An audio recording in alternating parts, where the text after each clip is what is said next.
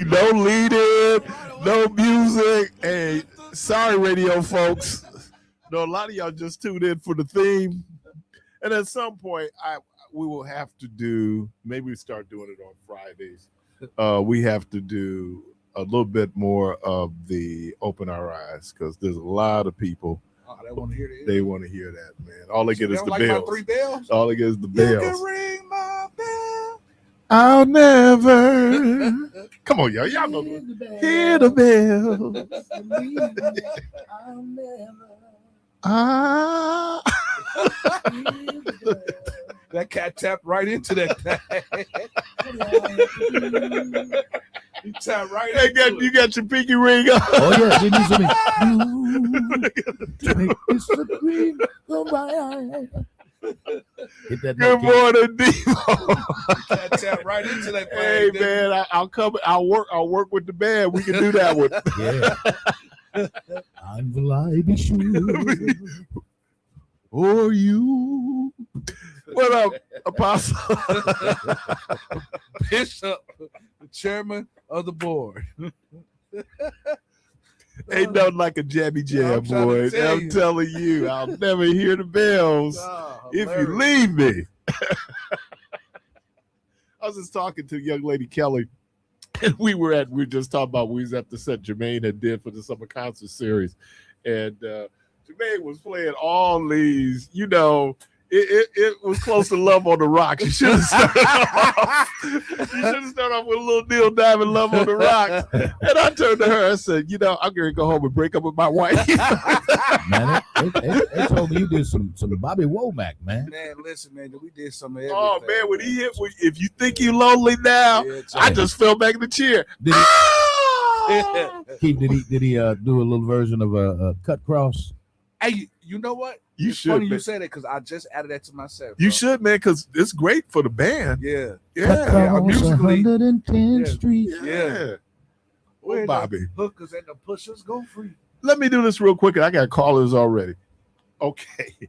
I don't know if this changes the equation of this very in-depth conversation we had yesterday. But the young man who was shot in Memphis, his special ed teacher came out and said that he was special needs. Oh no. We brought that up yesterday too. Well, people were hypothesizing. You're talking about the guy that was in the house out of the bed. Yeah. What his special ed teacher. Wait. Now you have to be kind of careful with that because just because you in special ed, that don't mean that you don't have common sense. Because I knew a lot of cats that was in school that can hoop their butts off and had common sense, but they was in special ed. Hey, one of the few times my mother ever had to advocate for me in school, Miss Beeman was going to put me in special C. And I tell the story. I said, my mom would go in and say, nothing wrong with this boy. Yeah. She said, the Egyptians you see today. Oh, you ain't gonna see him no more. You ain't gonna see him no more. Yeah, that woman's gonna put me in special C. Yeah, and I think. And here's the deal: I'm gifted and talented. See, but no. Seriously, wait. You missed that. No. I know. I get it. That's that Kim moment. But a lot of people don't understand that when you're wired differently and you learn differently, they kind of equate that to a learning disability. Now, first of all, don't be diagnosing me. That wasn't what it was. Well, no, that's what happened to me. I know learning disabilities. I was gonna say he's telling his own. Yeah. That's but a learning disability is not the same. It doesn't mean that the person doesn't have the intellectual capability. Right. They just it's learn how different. they learn differently. Right. And because we do basically one size fits all. Exactly. Then you have kids out there who, they could be dyslexic. They could be. There's a lot of kids that AA. What was it? The attention AD. Yeah.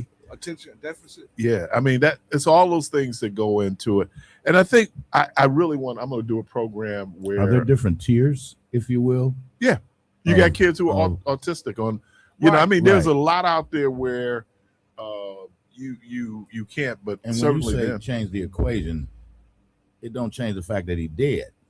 No. Well, right. And the circumstances, but that's one other little thing that may explain why he could not differentiate. No, but I don't Well, buy that. I though, don't- Keith. I'm not. Look. No, What did I say? I said it may be. Let's not muddy the waters. Yeah, Because if he was smart enough to hide under the bed, yeah, he was smart enough to haul ass trying to get out. He had of a there. sense of right and wrong. Yeah, he had a sense of right and wrong. So Right. he knew that what he was coming over there for. Though he wanted some, so he went over there because he wanted to try to get some. So he had common enough sense to know, to what he's getting ready to do. And a lot of us work special needs. Right. Doing the same thing. Right. So Right. yeah, I don't know about that, Jack. So no, I'm just saying it was something that's just another factor out there.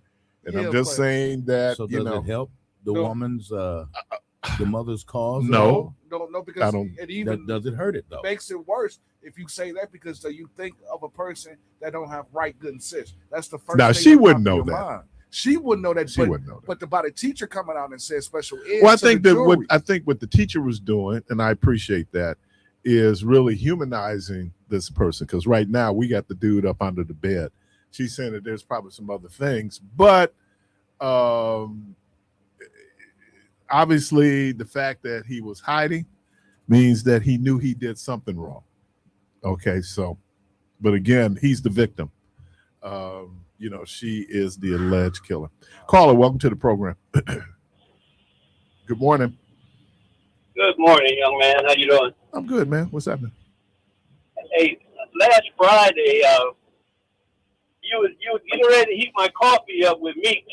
I almost got my coffee nice and hot with my donut. And then this morning, I get a surprise. Michelle never did get my coffee hot. Meech tried to get her going, but she just wouldn't go there with it, She's becoming more disciplined. Oh, okay. So can I ask you a question, Big T? Big T, can I ask you a question? Yes, sir. You do realize this is Keith's show. Why are you calling him talking about Michelle's show? Oh, I know why. No, Wait. you want me to explain it? What he was saying was that Michelle had his coffee warmed up like hot.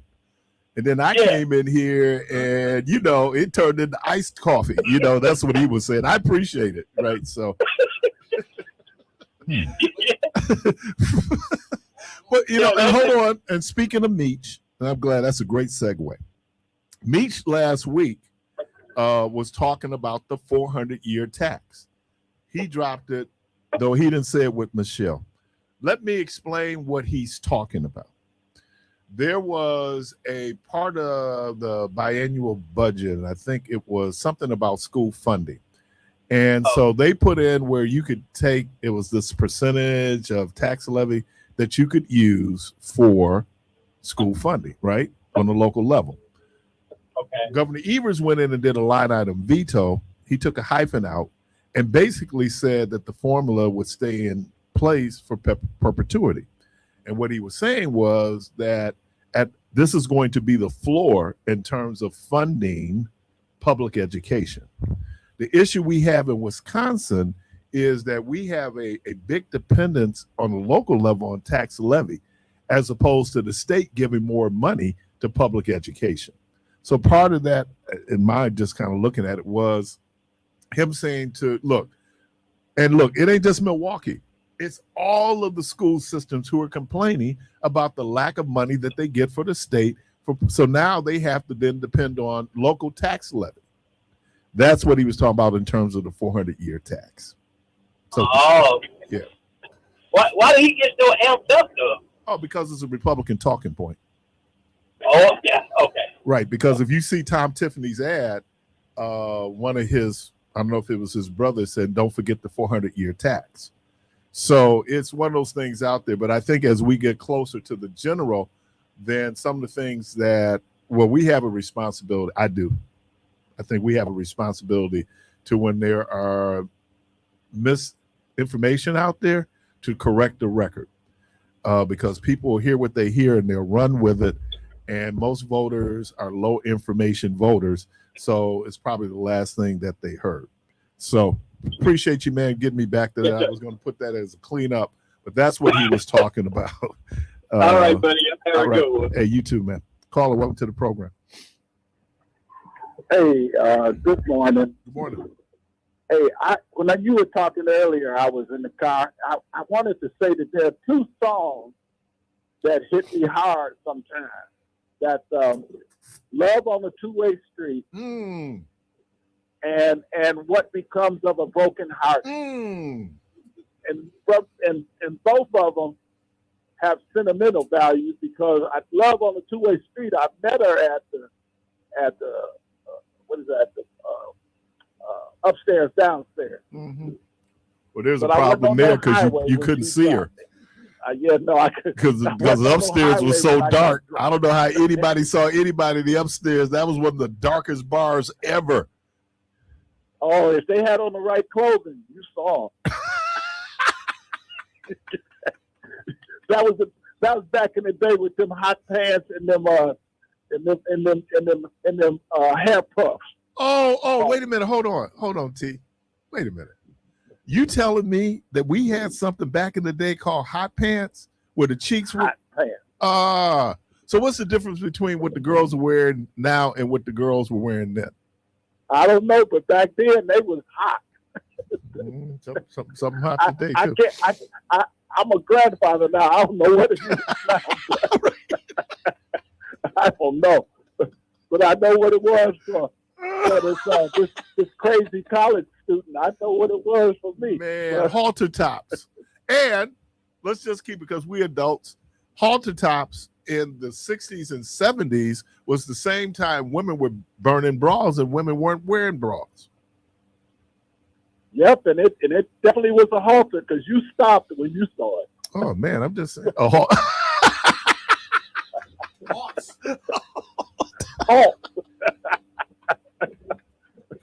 Yeah, and I'm that guy who will sit up and tell you ain't nothing new under the sun. They had hot pants, 60s and 70s. In the 80s, the DDs, right? Daisy Dukes. And then when we got them belts, they were talking about now they had these pants that women are wearing that are wide pants that they're tripping and hurting themselves. Mm-hmm. I said, shoot, I know some brothers who had some bell bottoms that was 6 feet wide on the bottom. Shoot, my buddy used to wear them there. Shoot, we didn't know how he could walk in them, but shoot, he was looking at that. You throw you on some high boy Zanzibar belts. Oh, geez. Hey man, I finally got me some little platform shoes.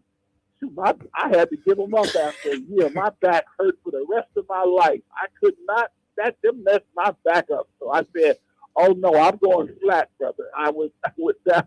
I started buying Allen Edmonds. I said, "Oh yeah, no, they listed me as 6'5" in high school because that was in the stacked heels." Yeah, you think stacked heels gonna come back for dudes? I don't know. If they do, they probably gonna come back with goldfish.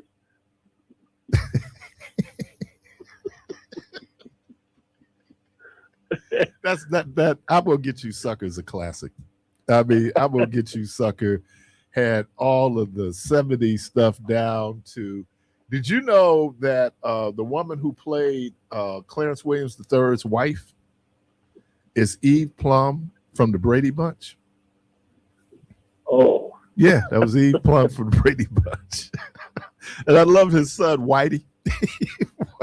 What he called Abraham Lincoln po white trash. Hey, but I must say this about What Becomes of a Broken Hearted. That was one of the best written songs of that time, man. The lyrics are so deep. By the Emotions? The Emotions. No, that's by who was the guy from Motown, the writer? He was one of the writers at Motown. Okay. Wrote, but yeah, I thought the Emotions did What Happens to a Broken Heart. Oh, they do, but this is What Becomes of a Broken Heart. Okay. Right. And yeah. So it's the deepest lyrics I've ever seen, and you can pronounce them lyrics to detail because remember then they enunciated words that you understood, and it wasn't like now it would be like, and then you say, well, I can tell you, Love on the Two-Way Street. There's a young lady I had a crush on named Kim West, and boy, did she break my little heart. And all I'm sitting is love. Found love on the two-way street, lost it on a lonely highway. Ugh. Yep. I told him I wasn't driving yet, but I knew where the highway was. Yeah, well, when you get run over, or when you standing on the side in the distress lane and you ain't got nobody to pick you up. and you know what, man, and Kwaku ain't here, so we can't even get on the couch. But it, yeah, man. Yeah, Let me tell you this though. If you ever go to a ride out show, be prepared. Bring some tissue and a handkerchief, because he gonna have you crying. I don't know if I got any more tears in 74, but All right, man. now 25, shit, I'd have been crying all week. Oh man. What was you thinking, man? I appreciate you, T. Caller, welcome to the program. What was you thinking? Good morning. Hey, what's up, brothers? How y'all doing? Good, man. What's happening? Hey, you got it. Hey, man, the deepest one to me is Harry and with the Melvin and the Blue Notes. I miss you, baby. Oh, Man, when that dude said, I got a job, and now all of a sudden you got a job, and your friends, your buddy seen her and all this stuff. Oh, that's a deep song, man. That dude was crying like a mud. Hey, man, y'all have a good one, brother. Miss you. Yeah, that cat was in there, man. He was hurting. Yeah, he was hurting, Jack. Miss you, baby. She broke his heart. and I'm back where I'm miss you, Right. miss you. That cat grabbing his chest and everything. He was hurt. That's Theodore, man. Was that Old Teddy? That was Teddy. Yes, sir. Theodore, man. You know, all those years people thought it was Harold Melvin singing. It wasn't Harold Melvin. No, It that was was Teddy. Teddy. No, Theodore. Teddy was experiencing his own pain. And you know what, man? And these guys. But then for him to get caught the way he got caught when he got paralyzed, Yeah. was he singing to her or was he singing to him? Oh, he was probably enjoying himself. You know, they did when they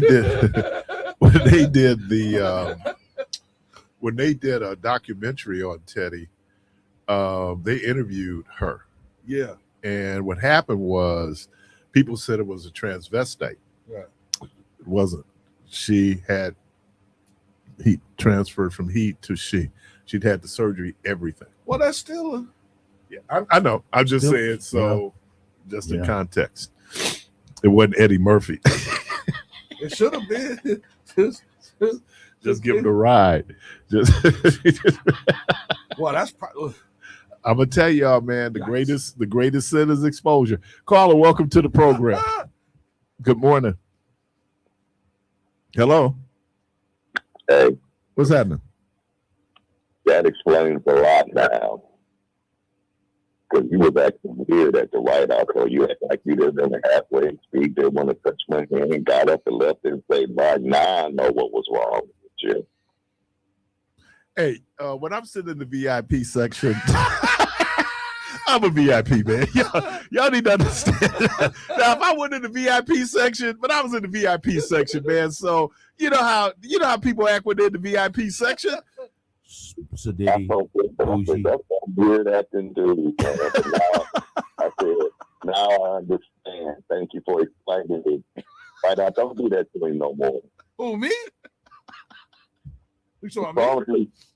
No, I guess he was saying how he was feeling about the songs he was singing, but that's like because he was acting weird. I'm like, dude, didn't act like No. I was acting VIP. I'm watching as he got up and left. I'm standing, and he ain't said nothing. He looking all sad. Right? Because I'm over in the VIP section. Why y'all talking to me? Why?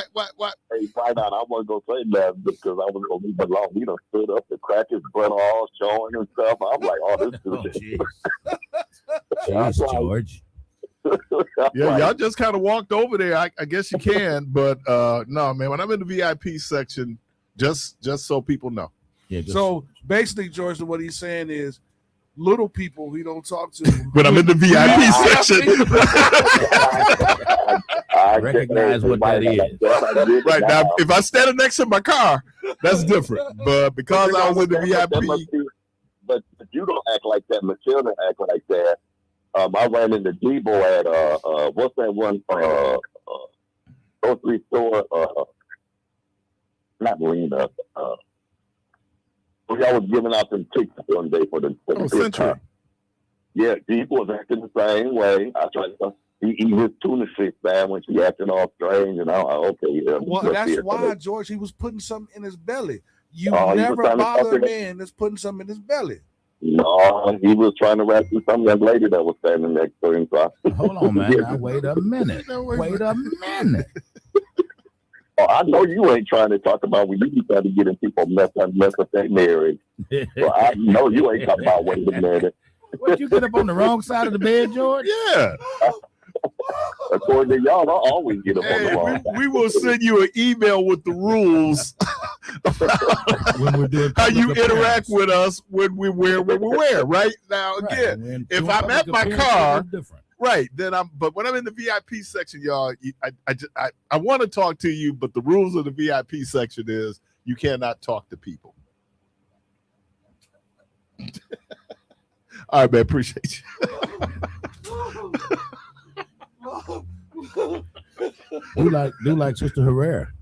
Just get on over in the VIP and She sit down. said it right. She don't care. She don't care. Yeah, You got to tell her she got to move. That's Man, the I only way. Other than that, was she gonna just so elated that they didn't sweat me about parking. Oh, yeah. Yeah, I go Keith Parris, WNOV. Oh, come on in, man. Roving reporter. Roving reporter. And I still cannot find my press pass.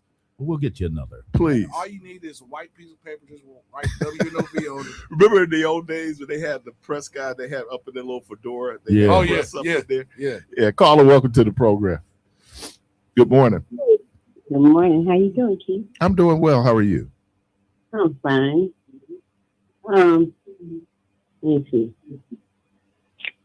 So you're about the same age. Okay. See where now this that- going. now- Okay. Now that I said that, Pam Greer, she's out in Colorado. That's where I'm from.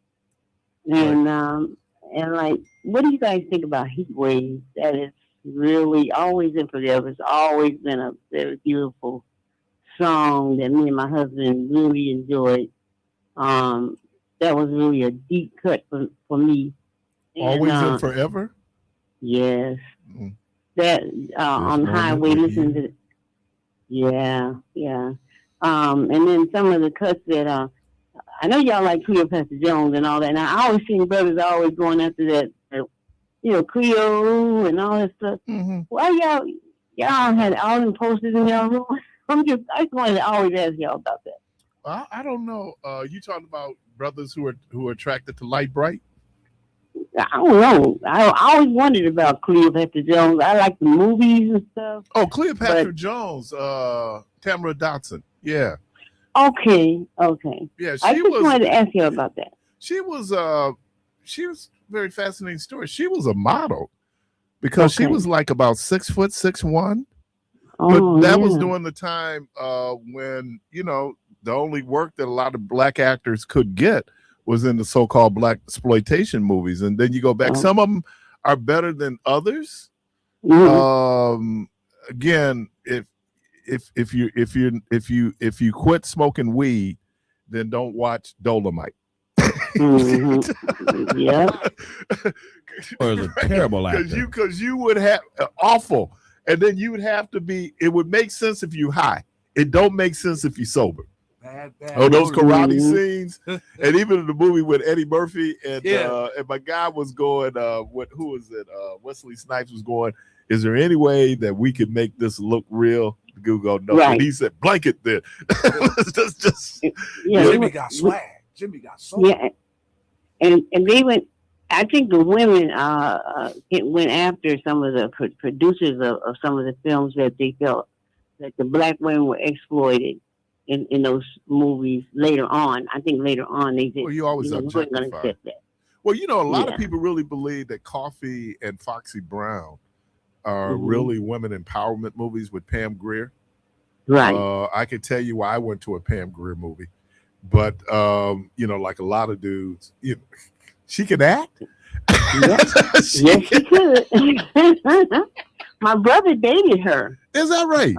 Yes, he did. They went to school and together. let's talk about East High School, Denver, Colorado. Yeah, I bet you She's got a ranch out there. I didn't mean to cut you off, but she's got a ranch out in Colorado. Okay. Where she, anybody that's in the inner city of Denver, they go up there and they deal with any problems they have. They go out there with her horses and everything right now, and I think it's a positive thing. Yeah, Philip Bailey is from Denver. Larry Dunn is from Denver. Andrew Woolfolk is from Denver. Yeah, but Pam Grier was, and I'm glad that she's getting the due that she's getting in terms of how good an actress she really is. I think during that time when those sisters was coming along, there are people like Carol Speed. I love Carol Speed. If anybody watched the Mac, Carol Speed, Black Samson, Carol Speed.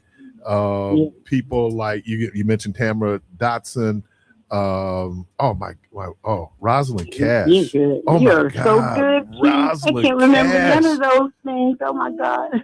Paula Kelly. What is her name? Jeanette McGee. Who was in Superfly? Oh man, there are. That takes me back. Those actresses. And one of the more beautiful Black women ever, Judy Pace. Who was married to Kurt Flood, and then Abby Lincoln, who was married to Max Roach. You have to forgive me, but I was looking at the brothers. What can I say? Well, hey, and it wasn't like we weren't trying to look like. And then we were talking about it last week. William O'Neill, right, who played Superfly, was a Shakespearean trained actor. William Marshall, who played Blackula, was I remember that one. Yeah, that was a terrible movie. I hated that one. Well, I don't know if they couldn't afford like real makeup because it looked like he had like kitchen flour on his face when he played Blackula. All right, dear. Appreciate you. And I ain't gonna talk about Glenn Turman and JD's Revenge. Okay, we're gonna take a quick break. Don't get me started on that, boy. Ooh. We're going to take a quick break. We'll be right back. FM with your host, Keith Parris. All right, welcome back. Caller, welcome to the program. Good morning. Good morning, brother. What's happening? Good morning. Hello. Hello. Hello. Good. How you doing, brother? I'm good, brother. What's happening? Hey, you talking about Black exploitation movies, but I watched the other day, and that movie's still good, though. Talk to Me. With Don Cheadle. Oh yeah. Oh yeah. Don't blame me. It's the voice. Yeah. That's P.D. Green. That dude he was a legend in D.C. And just from he talked more smack, and I could kind of remember hearing sometimes when I was out there hearing P.D. Green. Yeah, but P.D. Green was a different kind of brother. Yeah, because I watched it because it's back on Netflix. It's like the guy like they brought it back. And I said, man, that movie was a good movie. You like Blue Suit? You always call it Blue Suit. That was Kathy Hughes's husband was the guy that hired him there, and and then they went on to do what we know now as TV One, right? So yeah. Okay, that's all I want to say about Talk to Me. All right, bro. Yeah. And I was just watching that with P.D. Green, and they were saying, showing how, he was just, he had a certain way of doing radio, and they wanted him to switch up. It was real talk. Yeah. And I think that was, and it was from the hood. Yeah. And so a lot that resonated with a lot of people that was listening because, there was a standard that people had in terms of what it should sound like on radio. And he really broke the mold. Yeah, P.D. Green. 414-444-5250, 414-444-5250. I yesterday as I was leaving the station, CNN was interviewing Mandela Barnes. And I would suggest to people, if you can, pull up the clip. It's on YouTube. You go and pull up the clip of that of that interview. The thing that stood out, and I don't know how I would have answered the question, was when the host had asked about the Evers endorsement. And so, and I know DJ's listening. He sent me a big word. We'll do that next Wednesday for our Wednesday's word. But there was a couple of things, and you could hear how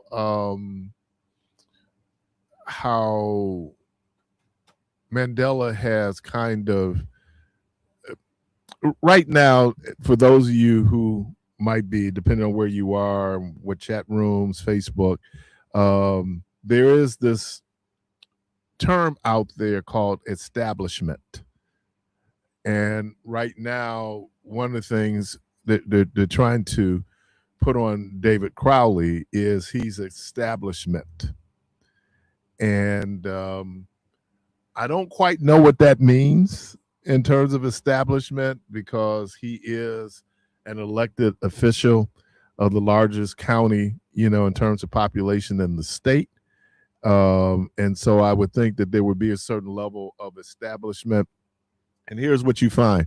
Most people who start off very far to the left or the right, or, kind of left of center, right of center, when you're looking at a general race, not the primaries. Primaries is really where people put their platform out there. It can be very extreme. But I think there's been this debate, and so people have been going back and forth. Not back and forth, because what I'm seeing is that there is a number of people who are supportive of David Crowley, and I don't know if you need to do this. This is just Keith. I'm just one black man, on a radio program. I don't know how accurate. I guess I'm troubled by establishment being used in the way that it's being used. And I understand back in the day, in the 60s, it's the establishment, it was the man. But I think that some folks are missing, and I don't know if I'm talking to anyone in particular who's listening today, is that you need to differentiate between the primary and the general election. The primary can be where candidates beat up on each other, and then candidates can also provide fodder for the general election. When I'm talking to people, I'm asking the question, what is the bottom line? I started off on Monday. What is the bottom line? Is it, I want to see my candidate because I like my candidate, and I like my candidate to the point that if my candidate doesn't win, I pick up my stuff and go home? Are there people out there who want to see Tom Tiffany as governor? Or do you want to see someone who, because with the legislative makeup, for many of us, the only stopgap that is available is the governor, right? The governor can veto legislation. If you have a Republican governor, and I still think the Republicans are in control of the legislature, then Tony Evers stopped a whole lot of bad things from happening because of the veto. So the question we'll have to have is what happens not on August 11th as much as what happens on August 12th, the day after the election. Caller, welcome to the program. Good morning. Hello? Hey, good morning. Good morning, King. Hey, I know you've seen this movie. I enjoyed it back in the day, and from time to time I may view it. Let's Do It Again. You remember that movie? Yeah, with Bill Cosby and Sidney Poitier. Sidney Poitier. Was that the movie with Harry Jimmy Walker? Yeah. Jimmy Walker. That was the fight, right? Where Jimmy Walker, they had to hypnotize him. They stole that from the Three Stooges. Boonie Farnsworth. Yeah. Yeah, so and Denise Nicholas, oh my God, I liked her a lot. Yeah. Yes, sir. She was married to Bill Withers. Yeah. Mm-hmm. Yeah. Okay. Playing, he did not. Hey, I don't get too far off topic, but I don't want to talk about like the homeowners in the city. I think you're a homeowner. I don't know who's all the homeowners or whatever. Okay.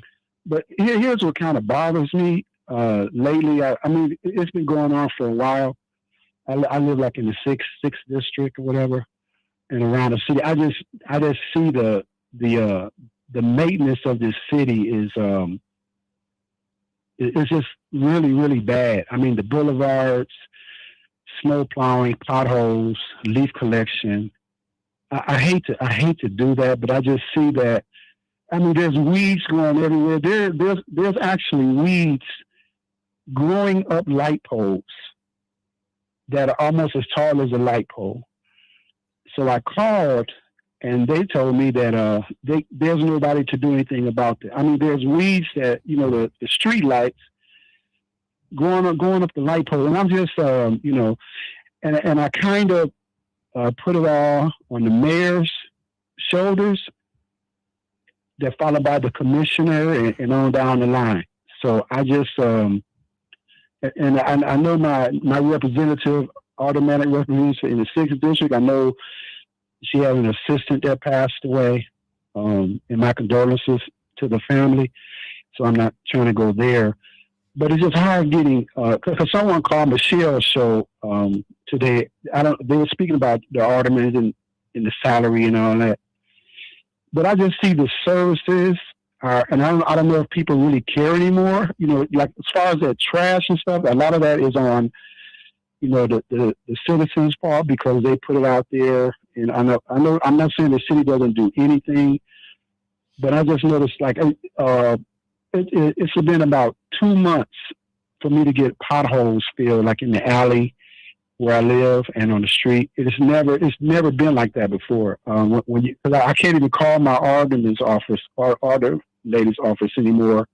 You never get a call back, and I'm just really disappointed. I don't know if people ride around, and because I notice a lot of things. I ride around. I just see things. I know, you know, you got to pay attention to the traffic, but I just see things like the boulevards and the potholes and the way the leaf collection, the way that they're doing it now. I'm just really disappointed in that. And I just like to bring up, well, I can tell you the difference is, I know you may know who this person is. And her name was Marlene Johnson Odom, maybe. That's going back some years. Now, this is before internet and all this other stuff. You know, you could call her office and you could get something done. There's several times that I needed things done in my neighborhood, and you get a call back and you get things taken care of, and she tells you how to go about, you know, making some changes in your neighborhood. But it's just not like that anymore. I can't speak for all the districts or whatever, but I'm just speaking about mine in general. Mm-hmm. And I'm just like the mayor. You always see the mayor on TV now. You know, he's on TV taking photo ops and all this, but does he really care about the maintenance of this city? Because they're trying to go up on our taxes. We got fees on everything, you know, just, you know, we paying fees for the street lights, but, you know, we pay fees for garbage. Well, let me do this. And everything. I appreciate you, man. I'm up on a break. I'll respond to this after the break, because we got a lot going on this summer. You're listening to Community Voice. Again, the phone line's open, 414-444-5250, 414-444-5250. Wednesday's word is establishment. When you hear that attached to a candidate, tell me what do you think it is? Y'all kind of help me define it and what it means. We'll take a quick break and we'll be right back. FM with your host, Keith Parris. All right, welcome back. The brother was talking about what's happened in terms of city services. And, you know, those of us who grew up here, I'm talking like in the 20th century, you know, back 60s, 70s, and maybe up to the 80s, Milwaukee had a different tax base. So a lot of the stuff that you see getting done could get done because we had the money to do it. They need to make, you know, some decisions strategically. And then there's other factors like weather. For example, we lost 2 days of garbage pickup because the air quality was so bad that the folks who pick up the garbage couldn't get out and work in the weather. Now, you talk about weeds. Most people, and I tell everybody, when I go to Syndics on North Avenue, I go between Center and North Avenue. It would be 87th Street. There's Pasadena and Wauwatosa. And I'm telling you, most people's lawns are brown. And weeds are growing in places because it doesn't take a lot of water for weeds. But here's the other thing. We've seen more flies, but we haven't seen a lot of mosquitoes. And the reason why we haven't seen a lot of mosquitoes here in Milwaukee is that it's been so dry. There's not been any water. You know, they're going to do the larva and the whole thing. So this has been crazy in terms of the weather. We're in a drought right now. So we have the wettest month ever in April. And we're coming up probably on one of the driest months ever in July. But if people out there, people just stop watering their grass because it does nothing. I mean, nothing, nada. The city's not even turning the sprinklers on the boulevards, right? Because it's not going to make a difference. It's still going to be brown. So they're out collecting trash, picking up. I'm looking out here now. The boulevard looks relatively clean, but a lot of it's just services. And then when you look at the amount of money that goes into public safety, it's a significant portion of the budget. But I think tax base is different. It's not that they don't care. It's just they don't always have the resources to do what we've grown accustomed to. People, like I said, who lived here when we were always voted one of the cleanest, if not the cleanest cities in the world. Well, we could afford the socialism. Right now, it's a different animal. Caller, welcome to the program. Good morning. Oh, good morning. Well, I was going to say, right now we have a different class of people. Like, I'm pretty sure have you seen Nick Nolte right around the corner from you on Atkinson? You know that's the new Blade. She looked like she came from Hurley, Wisconsin. Always have on a dirty mini skirt with a half pint on her waist, got a snake going all the way down her leg, looking like she burned through 3 spoons. And then you know you got some other mud kickers over there right next on 13th that be on the side of the liquor store with a whole lot of spritz, like big hair, like the girl who used to sing It Takes Two with a whole lot of spritz. And then if you also look at it, around 4 o'clock in the morning, you got that gas station over there on Atkinson. It'd be about 5, 6 crackheads looking like they from Escanaba and Marinette County.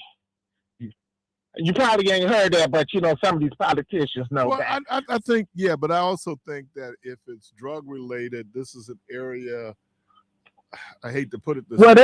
This neighborhood has not always been drug related. Oh no, I agree with that. Related with people who do not look like us. Right. And a lot of this stuff is going on because we got all these deplorables like 2517 over there on 25th and Capitol. No grass, nothing but dirt. Okay?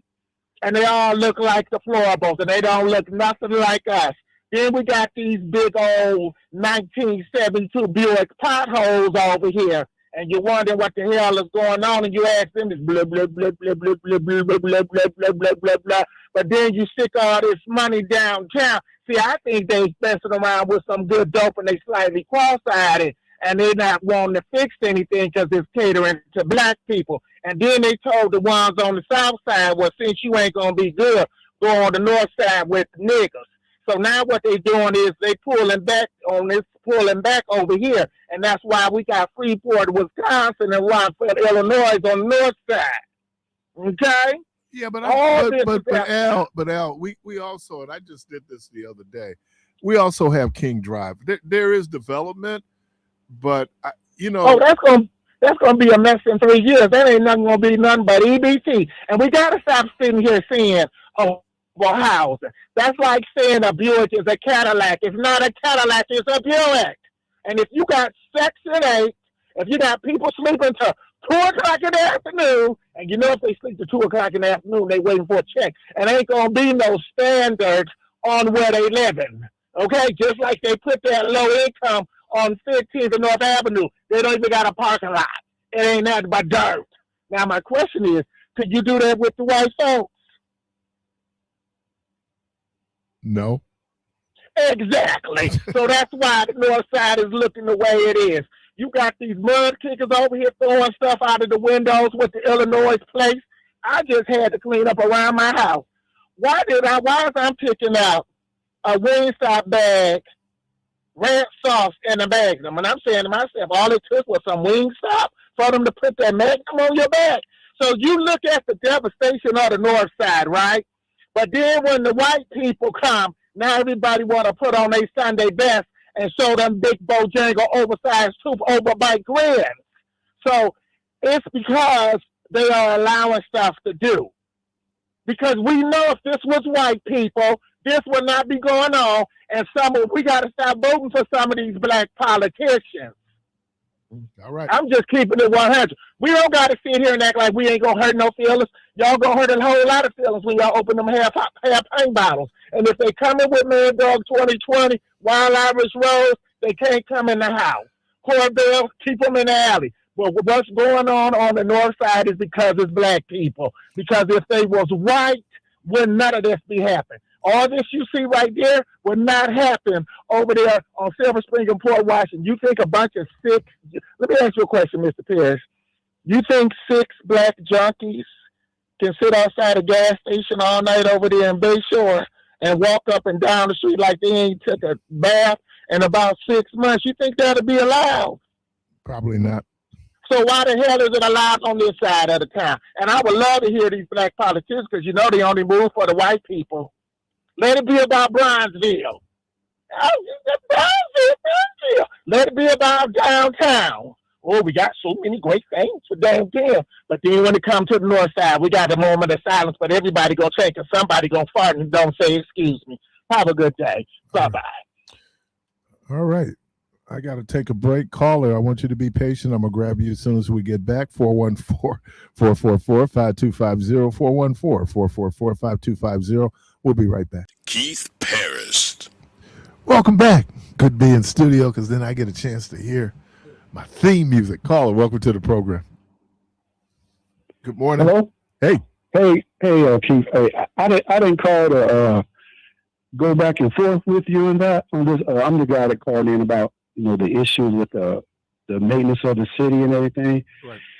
And if that was totally true with what you said about, I know that the shared revenue and things of that nature have a lot to do with it.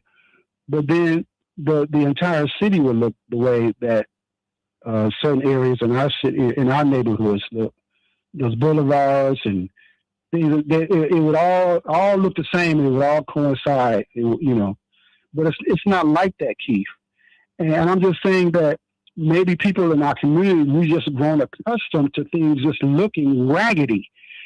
And we pay, back 20 years ago, we didn't have wheel taxes and paying for street lights and all that kind of. We didn't have that back then. And I know things was different, and they're probably never going to be the same. But I'm just, I try to take care of where I live, and we all should do that, regardless if you rent or own or whatever the case is. You still live there, and just because you don't own it, that's not everybody, Keith. But I'm just saying, it really looks bad when you drive through the city. And there's a way to take care of the city, but you have to have some compassion. The elected officials gotta care, and maybe they got on blinders.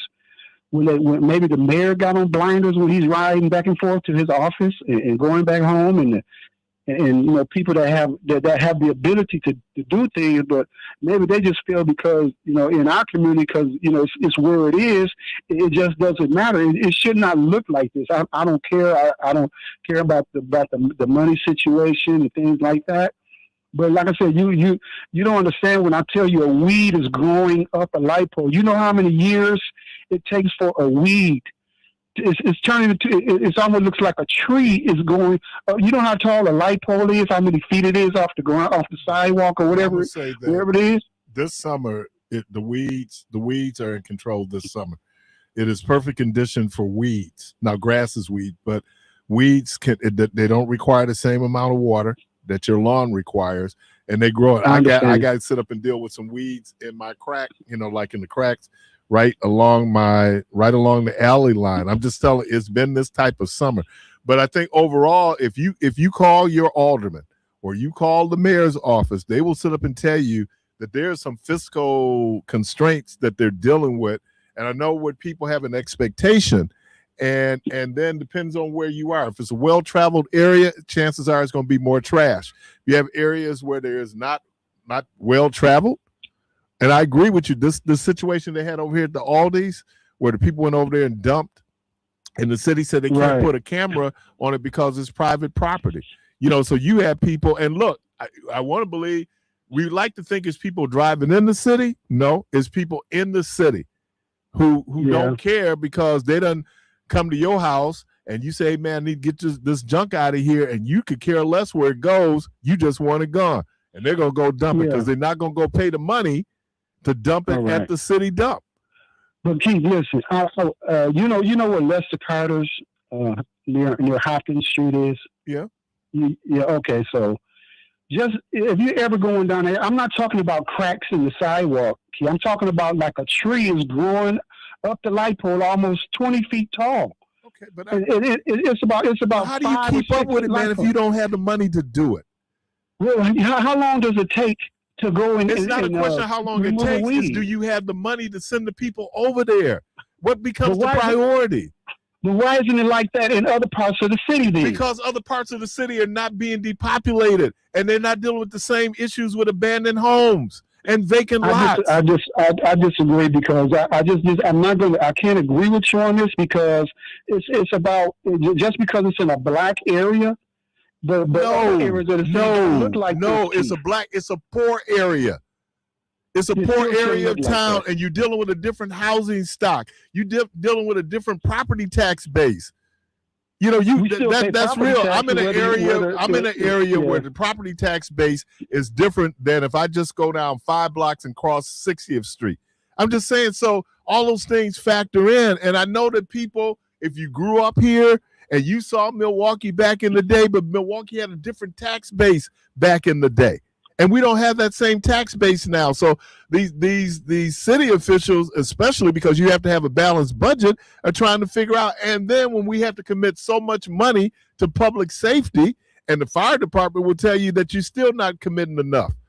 And unless the tax base changes, which means you have more homeowners paying property taxes, because that's how you have to do it. And we're not getting our fair share and revenue sharing. So then the city has to figure it out, man. That. So, I mean, we can blame folks, but, I think we just need to understand. It's not that the mayor doesn't care. It's not that the aldermen don't care. It's just how do we use the resources that we have to address the issues that we have? And we just don't always have the resources. Well, that's just me. Okay. I just can't. I can't. I hear you, bro. I just can't agree with you. Okay, take care. Man. Thanks, man. All right. When you start looking at the squeaky wheel gets the grease. Right. A lot of times the neighbors and constituents, they see it, but they don't call in and complain about it. They don't put in requests with the Department of Public Works or what have you. If you call the alderman, but that's the other thing for me. A lot of times we call our elected official for things that we could handle ourselves if we just put in the time to find out what department I need to call for this. Well, who handles this? 286 City. That's call City Hall. They can direct you to where you need to get your problem resolved. We sat out here and we was watching this pothole. We watched this pothole for a few days, and somebody said something about this app. So we tried it, and within an hour and a half, that pothole was filled. Yeah, and part of it is because it's outside of WNOV. And guess what we got? We got airwaves, right? Yeah. I'm just, and not that it should be that you do anything differently for WNOV than you do any place else, but these are elected officials. And if I'm sitting here, when Al was talking about what he found on the street, remember Lamont Westmoreland got in trouble when he was talking about the beginning of the summer to spring, and people agree with him, but then you got he just sitting up here. No, it's a reality, man. And that's true, because when you look out the window, just over in this area, because I remember going outside a couple times and just picking up Hennessy bottles, hair extensions, just all type of clothes from the sewer thing. It's like But I don't think the city has helped themselves in some things went away that I remember as a child. What happened to the green garbage can? Yeah, they used to be right on the corner. So there's no motivation for me to put this in the trash because we don't have trash receptacles. But here's the city problem: no more. you got to pick them up. So is that the funding? So is that like right outside? Right outside of G's Clippers, there's a can. And people use the can. Right. But every time I'm there, that can is full. That means that people are putting their garbage in there, and the city then has to dispatch somebody out then to pick it up. So can't you add that on to the garbage men pickup routes? Yeah, but they may not want to hear you say that. Yeah. Well, I mean, though, it's a question and I know that they have people who that's their job. They go to clean it, but at the same time, we lost 2 days because of weather. Do you think what's more concerning to me? That my garbage gets picked up because the garbage is piling up in the alley based on and again, it was the weather. So there's all these factors that go into it. And I hear people complaining. Okay, but if they go up on your property tax, you're going to complain about that. So it's kind of like, caller, welcome to the program. So why don't we have pay tolls, things of that nature that you see in other cities? We got to pay to roll through Illinois, but they can just roll on into Wisconsin, all the way through Wisconsin, and because not pay Illinois has cut a deal with the federal government that they can collect tolls because they're going to maintain that stretch of 94. So can't we cut the same deal? So we can't cut the same deal? I don't know how much revenue be generated from. I don't know. Are you kidding? I mean, I'm sure it'll be more than what we got now. And if I'm not mistaken, correct me, but I believe Illinois uses that for their school system. That revenue. No, they use it. That the money that's collected for the tolls is used to maintain, and they could go into the coffers, but to maintain that stretch of 94. And that's the piece. All right, you listen to Community Voice Callers. I see you. I'm gonna grab you right after the break. We'll be right back. Keith Parris. We the station that we have, they always showing food. So today is BLT day. Is that Scripps on there? Yep. Where's that at? Oh, that's not. Man, I would love to have a good BLT sandwich. Okay, well, I know what I'm eating for dinner tonight. Sir. BLT. Yes, sir. I should be so malleable, man. Man, that looks great. Gotta, you can run an advertising with me. As a matter of fact, I am going to Burger King today because the CEO said if I don't like the way they did my burger, they'll redo it and I get a free burger. Yeah, but ain't that the old way to have it your way? Yeah. Well, it was have it your way, but then you go in there, order, and then be like, we gonna do what we gotta do. Yeah. Caller, welcome to the program. Hey, Chief. Good morning. Can I try and help out a little bit? This is systematically done to the city of Milwaukee. And I'm going to go back a little bit. How many of you guys remember when Tommy Thompson said, stick it to Milwaukee? Yeah. Some of you guys should be old enough in there to remember that. Oh, yeah, we remember. And then I put in a post, and I don't know how many people really realize this, how much Scott Walker hurt the city as far as the tax base and stuff when he implemented Act 10 and the residency law. Two things it didn't mess with, and that was systematically done too. Police officers and firemen. So now I don't have to stay in the city of Milwaukee anymore. I can move out. So now you lose in tax base, all that stuff, it makes a difference, okay? Where they're spending their money at, all that stuff. And I forgot, I should have wrote it down the other day because I was looking up this because I wanted to come on the radio and talk about it. I want to say on average, and I could be exaggerating because I really forgot, Keith, but I think they said on the average like $56 million a year.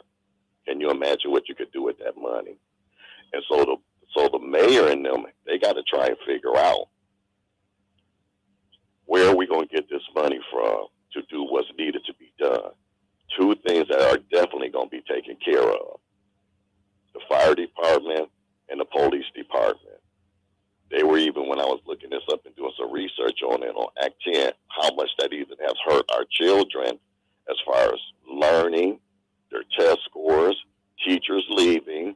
So all of that has an effect on the city of Milwaukee. Now, here's the other thing, and I've talked about this before. It's our mindset, too. I'm pretty sure. How many of y'all in the studio today? 3 or 4? 3 of us. Do you guys eat in your car and drink in your car? To do what? Do you eat or drink in your car while you're riding around? Usually I don't. Well, I eat in the car, but I don't throw my trash out the window. And so when I pull up off the freeway and I'm next to the boulevards and stuff like that, and I see liquor bottles and all that kind of stuff, that's us doing that. And so until we figure out our mindset how to change, and so we cannot place all of this on the mayor. And the reason why I said this too right out the other day, and I wasn't trying to get on your case right out when I was talking about Will, when he asked you those questions, my response back to him would have been, who controls the state? Up in Madison, who controls it? So then I'm assuming you're not going to be voting in the Republican primary. So that's my whole point, Keith. What did you say? Who's the stopgap right now? It's the governor. It's the governor. Okay. So when I was putting in them posts, when he was asking right out those questions, I would have been like, so Will, y'all party is in control. Okay, I agree with you on this, but if your party is in control, why aren't you guys doing anything about that? And so to me, it's just a trick that they try and be slick, because if Will gets up there, what difference is Will going to make? George, how's he going to get the Republicans to say, Will say, okay, this is what's happened to the city of Milwaukee, and this is what we need to do. You think they're going to listen to Will? George, check this out, man. I had actually asked Will that question on one of his previous shows, because I said, well, if you guys are in charge, why is it that nothing is changing? And he said, well, it takes both of the parties. And then he also said, well, when the Democrats was in charge, it was the same way. So that was the response that he gave me to that question. So you think if the Democrats was in charge, they would be letting that go on? That's not true, right?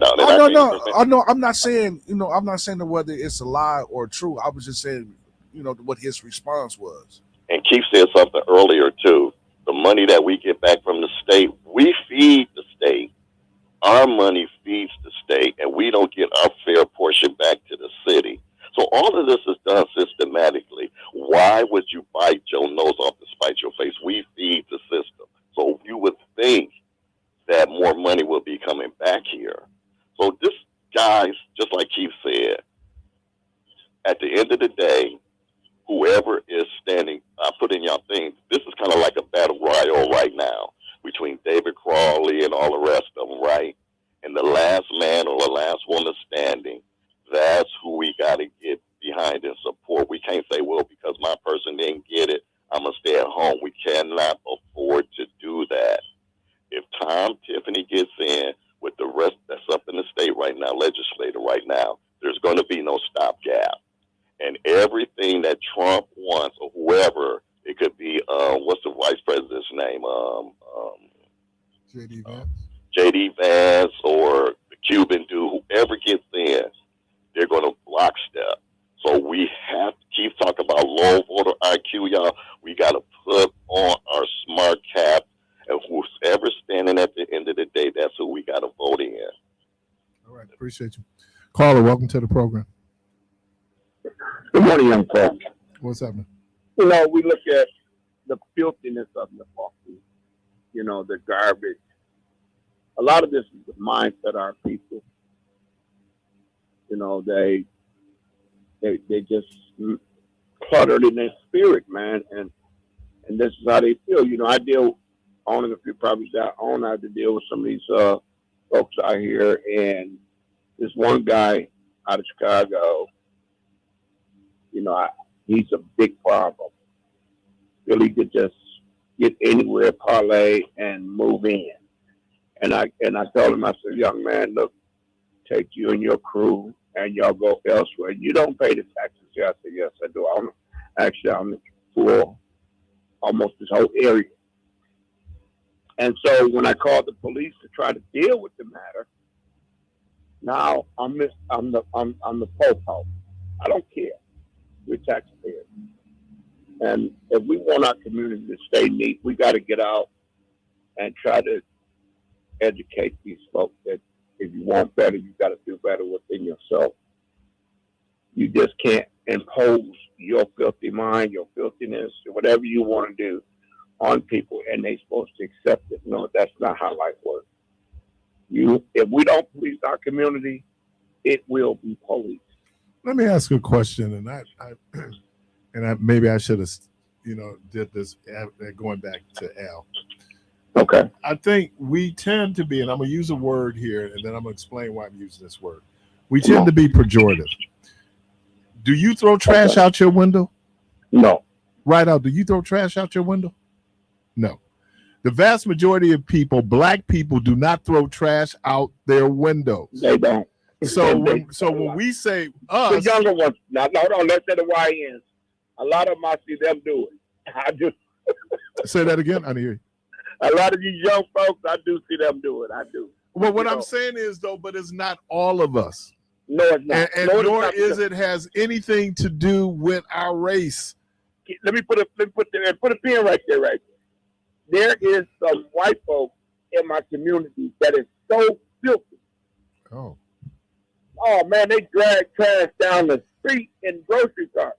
Oh, okay. And don't give a green apple. And I asked them, man, look here, take that mess elsewhere. But years ago, my ex-sister-in-law used to own a cleaning company. And we used to go to Cleansville and all this. And we used to go in these people's houses. Now, the outside might have been impeccable. But the interior, King Kong won't want to be there. Hey, man, don't be talking about my house. All right. But here's the point, and Michelle says, I say it too. How we talk about a problem. When we. Well, wait a minute. It ain't we. It's them.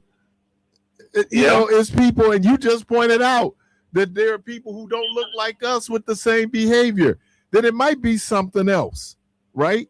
It's certainly not race. It is not part of our genetic makeup that we throw garbage out the window. No, but what I'm saying is, let me go back to my previous thing, is that I see some of these people out here, they have their minds so cluttered and they so messed up in spirit, and they are people. And then they do, and I see them in this state of mind.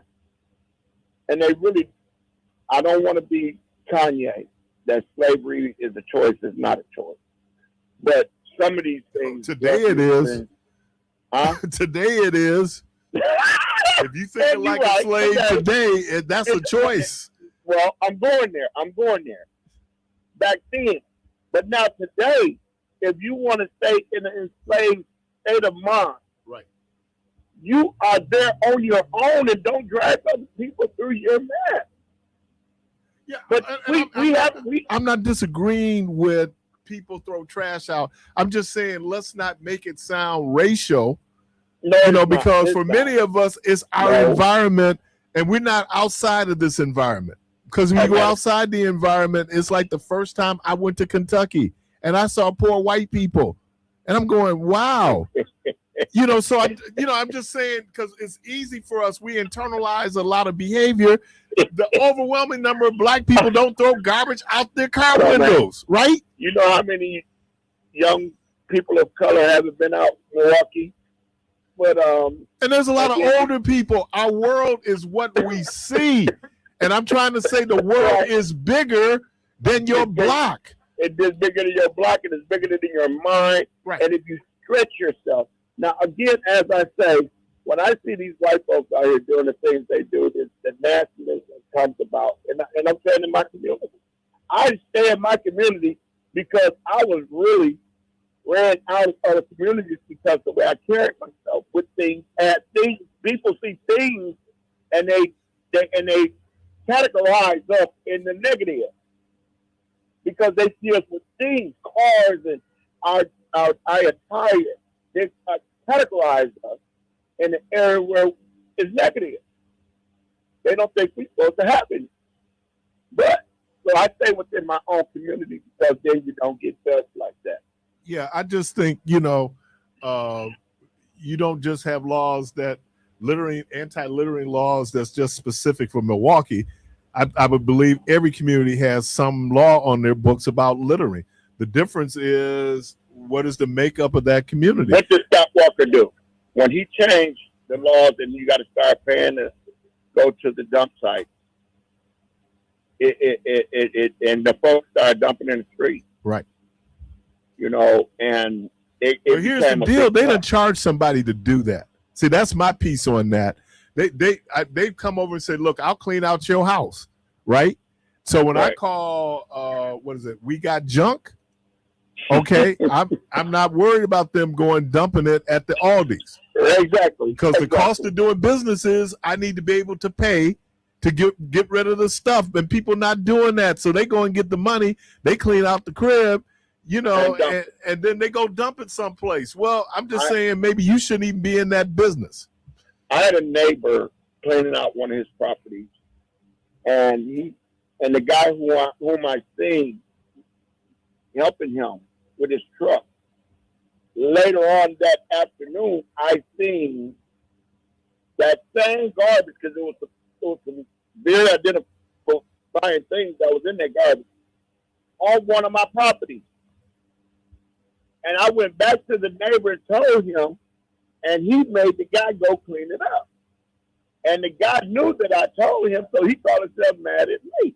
Now, he was mad at me for about a year or so. He recently, within the last week, came to me and apologized. Man, I apologize for our mishap. I said, well, our mishap, that was your mishap. I said, but I accept the apology. Let's go forward. The thing here is that when you hire folks to do certain things, you should know that they're going to correct it. Oh, yeah, man. I mean, but now, again, that's a person who probably can't afford to do the business and they own the hustle. But and that's the other thing. Part of what we see a lot of is selfish behavior. I could care less about how when I'm out recklessly driving, I'm out here drunk driving. And they gave a statistic. I asked the question yesterday, is it perception reality? You all know that homicides have dropped by 30% in the city. They say. And then they gave a statistic, because we always want to blame young people. The average age of someone committing a gun violent crime is 28. Not 18, not 15, 28. Wow. So that means I'm taking into account the older part of it, the younger part of it. So all I'm saying is the complaints are legitimate. I just think we need to be careful how we couch it, because then it sounds like this is something that everybody does, and we know everybody doesn't do it. And certainly people complain about it, I'm assuming don't do it. So then who's doing it? It's like criminals. What's the percentage of our population that's criminals? Let's say it like this here. We don't see the young folks out here now, because in the beginning of the summer, the end of the spring, a lot of them get locked up because they come out right away doing their stupidity. And they are locked up or in a grave site. A lot of them ain't getting in trouble. And some of them not. But a lot of them are not. Missing. A lot of them is missing. You don't see, you're not seeing them out here, but then they got themselves in a situation, which is, I'm going to tell you like this here. Everybody thinks being incarcerated is a terrible thing. Sometimes you need time to think. Yeah, well, I don't need that much time. All right, man. But sometimes folks need time to think their way through and say, man, I was making some terrible decisions. That's too much time spending with me. I'm sorry. And it takes some more time than it takes others. Yeah. But I'm just saying, because kids do what kids do. And then, and I'm back on this because obviously I'm a defender of kids. Come on. I know some of the stuff we were doing. Okay. And got away with it, you say? Some of us did, some of us didn't. The point is, kids have been kids since they've been kids. And you got kids who, like these great kids who came here, with the Hustle and Grow show, and they're probably emblematic of a whole lot of kids. But it only takes one or two, And then you go up like, oh God, what's going on? And you going like, because the overwhelming majority of kids are not getting in trouble. But that percentage, and that in our minds, that's too high of a percentage. I agree with that. But and then here's the thing, and you made me think about this. We complain about the kids not going out the house because they're in the house playing video games. But then when they go outside the house and start doing kid stuff, how come your butt ain't at home? Well, you just kicked me out the crib. And now you want me to go back. Right now you want me to go back. So I think, and here's the other thing. I might as well say it. DJ ain't here. I was going to say it. When you get old, we just complain. We just, hold on, man. Let me shift this a little bit. Because I know you ain't old. You ain't old. I'm talking about these us other old folks. All we do is sit around and complain. And then, you know what? Then it take you back to when your grandmama and all of them was complaining. And you go, what y'all complain about? Now we old. Would you go in your pocket at the beginning of the summer, in the fall, and go in your pocket and get a kid or two and try to help them into summer programs? If us adults is doing something that go out here and do that, we can make a change in our community without you. Oh yeah. I think the other thing was we had some incentives too. Because if you got in a lot of those summer work programs, I mean, that kept me out of a lot of trouble. I had no choice. I had to get up and go to work, or I'm gonna get up and go to work. That's all I had. I'm working. You know why I'm such a nature guy? Is the 2 years as a teenager, I worked at summer camp and I got paid. So it was like, okay, so if I got an alternative. Sometimes we just don't have the alternative. And no matter what program, there's some kids, I don't care what the programming is, they just ain't going. That's where they are. They're not going to do it. Nope, they're not going to do it. I mean, where a lot of us, it was the boys club. If you were a dude, you had the Y, but that was different. Now, for me, I never thought it was cool to do really, really dumb stuff. So, that was me. Now, I wasn't indicative because even on my block, there's one or two idiots that lived on the block who thought it was a great idea to steal a car. I mean, that, but it is. I appreciate you, man. Appreciate you. I'm exhausted. Yeah, that was a lot. But no, because we be, and then you go like, well, it's not any of the kids that I'm around, but that kids been getting in trouble since there's been kids. Since the day of time. Right. I mean, if Paul had to say, honor your mother and father and behave and follow their direction, and that was 2,000 years ago. Yeah. Yeah, when it dumped over there. Yeah, that's crazy. So where's that at? That's Audie's? Yeah, the one that closed. On Sherman? Yeah. Yeah. No. But that seemed like Dump Alley because wasn't they dumping next door to the cousins over there? Yeah, yep. And they stopped them from doing that. People are selfish, man. They could care less. They just and I could be selfish. So, but people could care less about your community responsibility. I feel all guilty if I take like a receipt and throw it out the car and looking around, see if anybody's looking, see if I'm gonna get a ticket. And I'd have balled the receipt up. Caller, welcome to the program. Brother, it's not that that people are just lazy or don't care. The city has made it that way. So the city has made it that way. For normal people that would normally take their stuff right over there to the city and dump it, don't have the income to pay the little $25. If they charged you to move the stuff, then they need to have the income to pay to get rid of the stuff. Those are the people I'm talking about.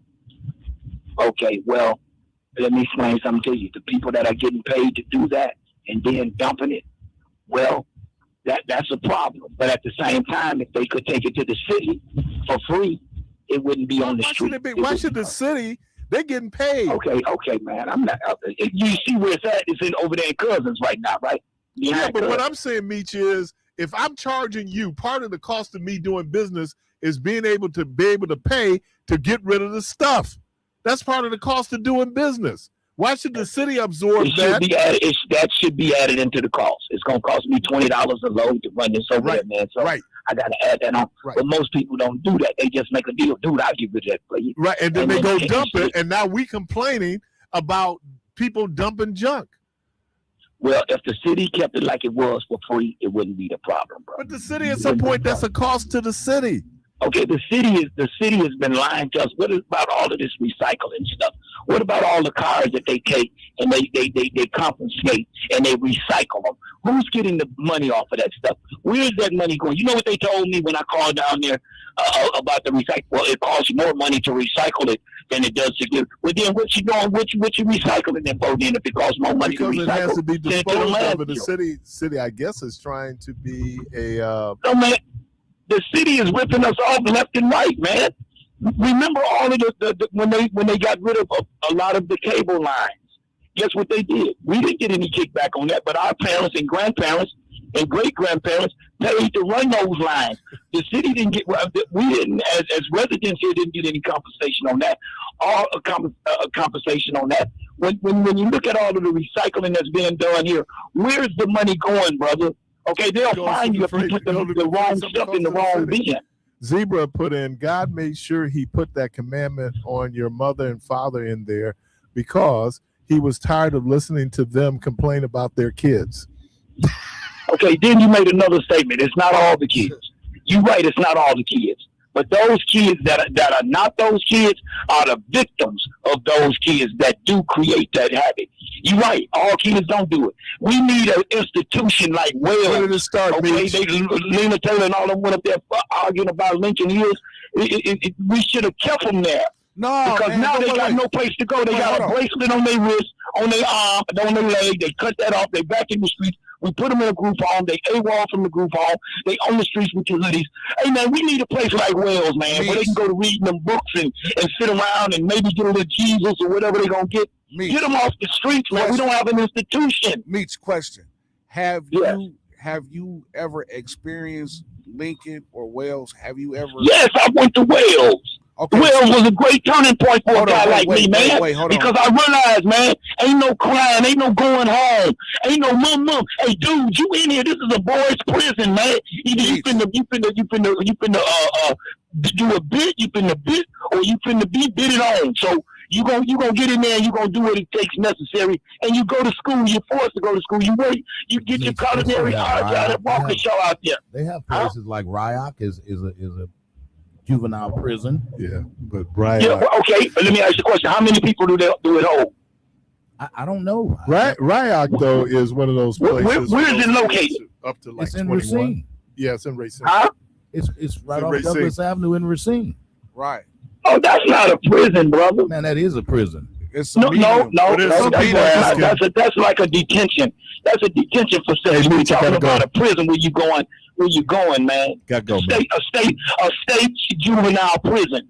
Right. Have you ever seen it? And there's some philosophies out there that are saying that why are we sending kids to Yeah, prison, and that was my point. which only creates more criminals. So Down they're the only pipe. gonna get better at what I they mean, I'm did? not saying they should be isolated and dealt with, but sending them to prison. See, but what I'm saying is when you send a kid, a teenager who don't know no better, because he's still trying to figure out, he or she's still trying to figure out who they are. Right. You send them to prison.